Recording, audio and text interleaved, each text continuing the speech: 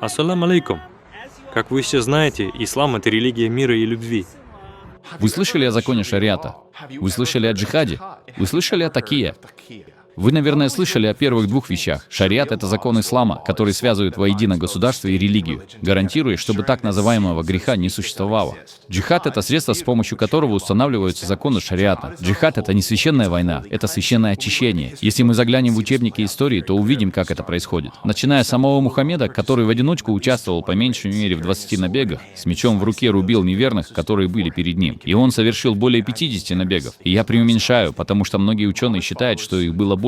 Последователи Мухаммеда продолжили работу после смерти Мухаммеда. Ислам также распространялся с помощью меча, но еще быстрее в так называемом халифате, где есть один главный лидер, военный лидер, который завоевывает мир. Потому что цель ислама — завоевать мир. И они будут делать это любыми средствами. Это важно запомнить, чтобы понять. И я верю, что они делают это из-за третьей вещи, о которой я говорил в начале этого видео. Это такие. Ранее ислам распространялся с помощью меча. Это совершенно очевидно. Это не мое умозаключение о религии. Это просто факт. Но после падения Османской империи могучий меч ислама начал опускаться, а затем произошло 11 сентября. Вы когда-нибудь слышали, что ислам — религия мира? Мусульмане говорят это во всеуслышание. Если вы откроете учебники истории, то узнаете, что ислам не является религией мира. Он далек от мира. Но благодаря такие, мусульмане смогли изменить это представление. Чтобы выжить на Западе, особенно после 11 сентября, мусульмане сделали все возможное, чтобы стереть свою историю. Ислам означает покорность, но мусульманские ученые расширили значение этого слова, придав ему другое значение. Они видят в нем салам, это по-арабски означает мир, и говорят: «Альхамдулилля, вы видите, ислам означает мир», но они лгут. И им разрешено это делать из-за такие. Такие разрешает лгать. Это есть в Коране 3.28 и Сахих Муслим. Разрешено лгать во время войны и примирения или чтобы доставить удовольствие своей жене.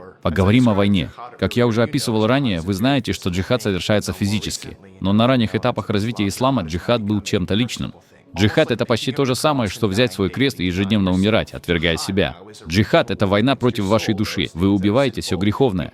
Но джихад — это также средство соблюдения законов шариата. Значит ли это, что шариат может быть духовной борьбой?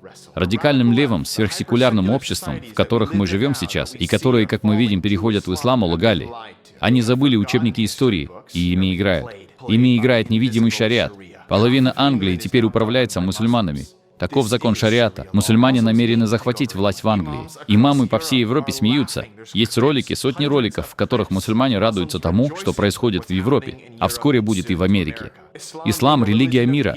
Это такия. Это ложь. В войне не столько физической, сколько духовной.